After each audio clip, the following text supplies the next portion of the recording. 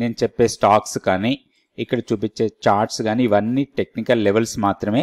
ఏ stock కూడా by are cell recommendation అయితే కాదు. హాయ్ ఫ్రెండ్స్, దిస్ ఇస్ ఆర్పి. ఈరోజు 11th సెప్టెంబర్ 2025. ఈరోజు నిఫ్టీ పాజిటివ్గా క్లోజ్ అయింది. సో 25,000 కన్నా పైన క్లోజ్ అయింది. 25,005 దగ్గర 32 పాయింట్స్ పాజిటివ్లో క్లోజ్ అయింది. సెన్సెక్స్ 81,548 దగ్గర 123 పాయింట్స్ పాజిటివ్లో క్లోజ్ అయింది. ఇంకొకటి గమనిస్తే మనకి కంటిన్యూస్గా 7 days నుంచి పాజిటివ్గా క్లోజ్ అవుతుంది నిఫ్టీ. అండ్ సెక్టోరియల్ మూమెంటం చూసినప్పుడు గెయినింగ్ సెక్టార్స్లో oil and gas, PSU banks, pharma and media కనిపించాయి. అదేవిధంగా లూజింగ్ సెక్టార్స్లో IT, auto and consumer durables. కొంచెం స్ట్రాంగ్ మొమెంటమ్గా కనిపించిన సెక్టార్స్ ఎనర్జీ స్టాక్స్, అదేవిధంగా బ్యాంకింగ్ స్టాక్స్లో కొంచెం స్ట్రాంగ్ మొమెంటం కనిపించింది. నిఫ్టీ 50 స్టాక్స్ కూడా చూద్దాం. నిఫ్టీ 50 స్టాక్స్లో 23 స్టాక్స్ పాజిటివ్ ఉంటే 27 స్టాక్స్ నష్టాల్లో క్లోజ్ అయ్యాయి. పాజిటివ్గా క్లోజ్ అయిన స్టాక్స్లో టాప్లో ఉంది శ్రీరామ్ ఫైనాన్స్, తర్వాత Adani enterprises, NTPC, Axis Bank, Power Grid, Bharti Airtel. నష్టాల్లో క్లోజ్ అయిన స్టాక్స్లో ఇన్ఫోసిస్ టాప్లో ఉంది. దాని తర్వాత Bajaj auto, Eicher Motors, SBI Life, Titan, Hero MotoCorp, Hindustan Unilever, BEL. వీటిలో కొంత హైయర్ లెవెల్లో ప్రాఫిట్ బుకింగ్ జరిగింది అనుకోవచ్చు మనం. ఇప్పుడు నిఫ్టీకి టెక్నికల్గా లెవెల్, ఇది Nifty daily candle stick chart. So నిన్నటి రేంజ్లోనే ఈ రోజు కూడా మొత్తం ట్రేడ్ అయింది. కాకపోతే నిన్న క్లోజింగ్తో కంపేర్ చేస్తే కొంచెం పాజిటివ్గా క్లోజ్ అయింది. అండ్ ఇప్పుడు కొంచెం హైయర్ లెవెల్ వెళ్ళడానికి ఎక్కువ అవకాశాలు ఉన్నాయి. మన కీ లెవెల్లో మాత్రం ఎలాంటి మార్పు లేదు, 24,770. సో ఇప్పుడు మనకి 25,005 దగ్గర క్లోజ్ అయింది. ఇప్పుడు ఇమ్మీడియట్ సపోర్ట్ 24,870 దగ్గర. సో ఇప్పుడు ఇమ్మీడియట్ సపోర్ట్ మనకి 24,870. దాన్ని బ్రేక్ అయ్యి కిందకు వస్తే 24,770. ఇది మన కీ లెవెల్ కూడా.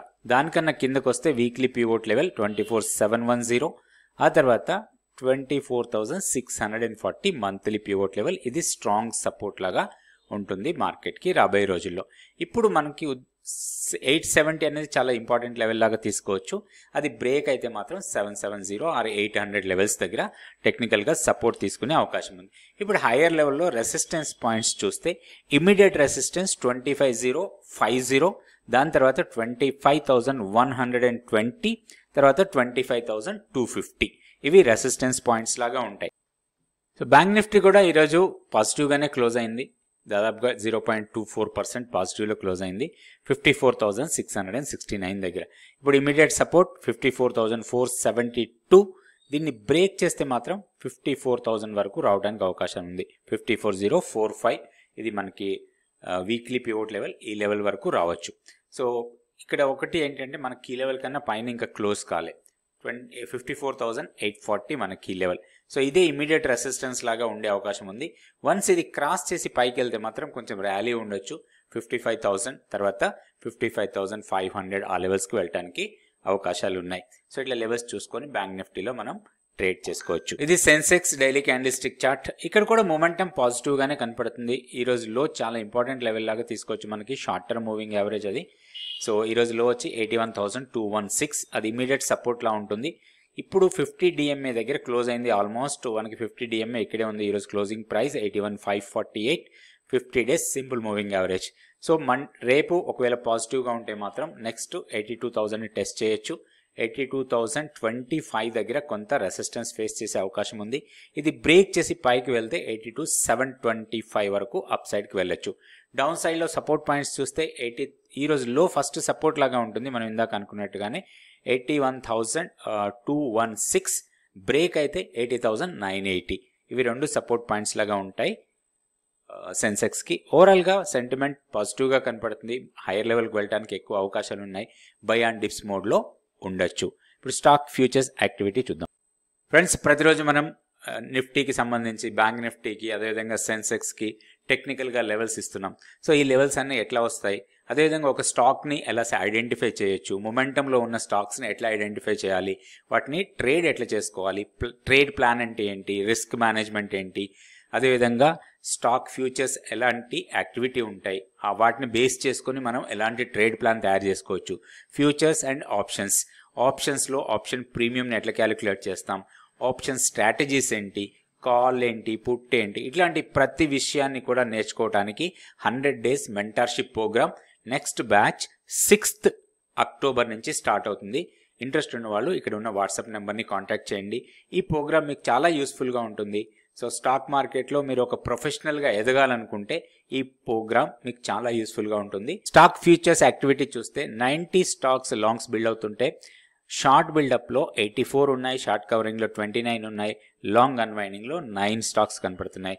సో లాంగ్ బిల్డ్ అవుతున్న స్టాక్స్లో BHEL టాప్లో ఉంది.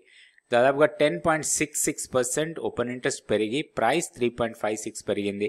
Tata Chemicals, PPL pharma, NBCC, Siemens, తర్వాత GMR airport, oil, Torrent Power, Fortis, Amber ఇవన్నీ కూడా లాంగ్స్ బిల్డ్ అవుతుంటే షార్ట్స్ బిల్డ్ అవుతున్న స్టాక్స్లో OFSS టాప్లో ఉంది. నిన్న ఏదైతే ర్యాలీగా వెళ్ళిందో OFSS ఈరోజు ఓపెనింగ్ చాలా హైలో ఓపెన్ అయ్యి అక్కడి నుంచి బాగా డౌన్ అయింది.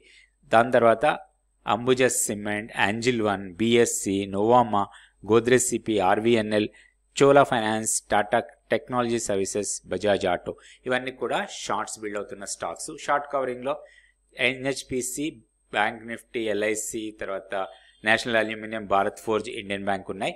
సో లాంగ్ అన్వైండింగ్ అవుతున్న స్టాక్స్లో PGEL, Manappuram, Torrent Pharma, Laurus Lab, RBL bank, Titagarh, AU bank ఇవి ఉన్నాయి. సో ఇట్లా మనకి ఈ స్టాక్స్ ఇట్లా వచ్చిన తర్వాత వీటిని మనం టెక్నికల్గా చార్ట్స్ పెట్టుకోవాలి.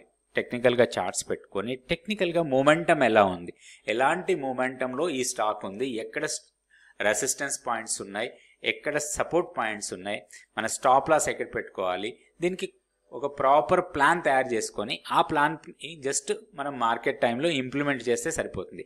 మార్కెట్లోకి మనం వెళ్ళకముందే, అంటే మార్కెట్ ఓపెన్ కాకముందే మన దగ్గర ఒక ట్రేడ్ ప్లాన్ ఉండాలి.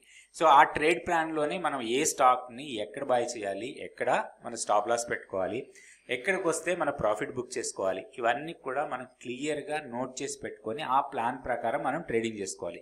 సో ఈ ప్లాన్ తయారు చేసుకోవటానికి, స్టాక్ సెలెక్ట్ చేసుకోవటానికి, వీటన్నిటికి కూడా మనకి మెంటర్షిప్ ప్రోగ్రామ్ యూస్ఫుల్గా ఉంటుంది. 6th అక్టోబర్ నుంచి నెక్స్ట్ బ్యాచ్ స్టార్ట్ అవుతుంది. Thank you so much for watching this video.